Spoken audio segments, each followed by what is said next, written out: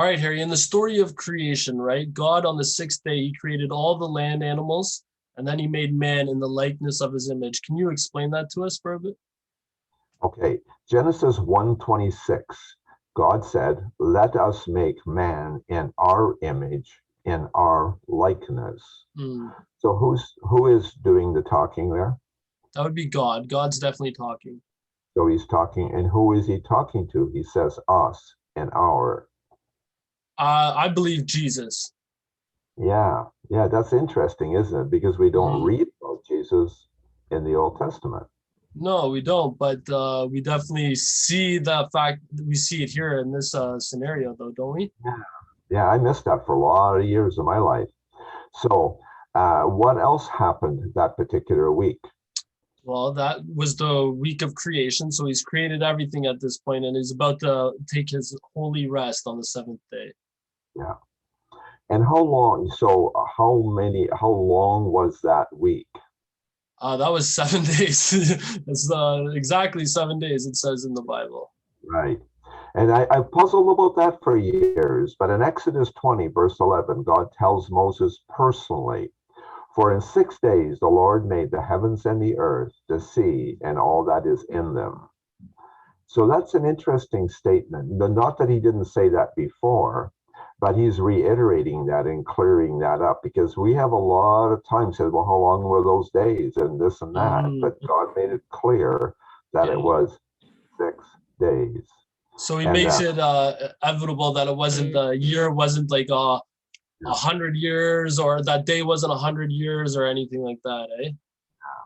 so, who wrote Genesis and the creation story? That would have been Moses. Yeah. So, how would Moses know all those details accurately 3,500 years after the fact?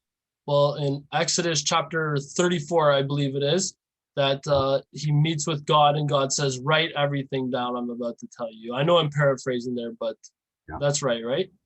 Yeah, exactly. He says right. And I never noticed that till this year myself. There's, oh, okay. He said right. Well, he's talking about the commandments, but he was writing that. He spent 40 days on the mountain twice with God. And then he also met in the tabernacle, or was that again, the tabernacle of meeting. He met with him there on a regular basis. We read about that. So why did God want a written history of the earth? I think it brings him glory, and to be like, think about it, right? When you look up in the sky or at the tree and you just see that God created this in a snap of the fingers, like it's pretty glorious, if you ask me. Yeah, and he also wanted to make us responsible, want us to know, but he wants to make us responsible because God did that, and God wants us to know who he is and how this all came about. So the next question is, why was Moses so well educated in Egypt? Why did he get a good diploma? Well, God needed somebody to write all this down, right? Someone with the ability. Yeah, and was writing common in Egypt at that time? Only for the people of the high status, right? So Moses was raised by the Pharaoh's family, so that was he learned how to write, obviously. Yeah. So who would Moses pass that on to afterwards? Well, we read that he passes it on to the Levites, the tribe of the Levites, right? And Moses himself was a Levite, and that tribe were the God people from then on. So he'd have to train a few of them, and then they would take it from there.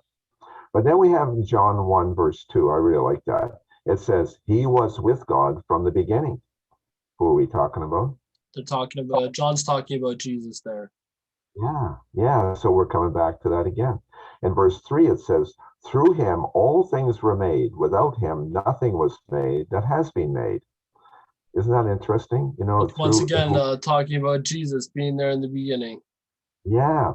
110 it says, "Though the world was made through him, the world did not recognize him." No guess as to who that is. Yeah, exactly. Once again, it all points to Jesus, and it amazes me when we start reading the Bible and can match all those points up that how it all points to him. Yeah, I just love that. I couldn't have told you this a year or two ago either. Like I find that really fascinating. Let us in our image, and then in the Mhm. end, John, it talks about in the beginning was the Word, and The word was all with God. yeah, yeah, just beautiful. And why would John be so well up on all this? John spent a bunch of time on the Isle of Patmos when he was doing Revelation, apparently, but he also he was with Jesus, but he also had, I believe, he had a really close contact with God and with the angel and everything like that. So John would be completely clear about who Jesus was in all accuracy. Awesome. Thanks a lot, Harry.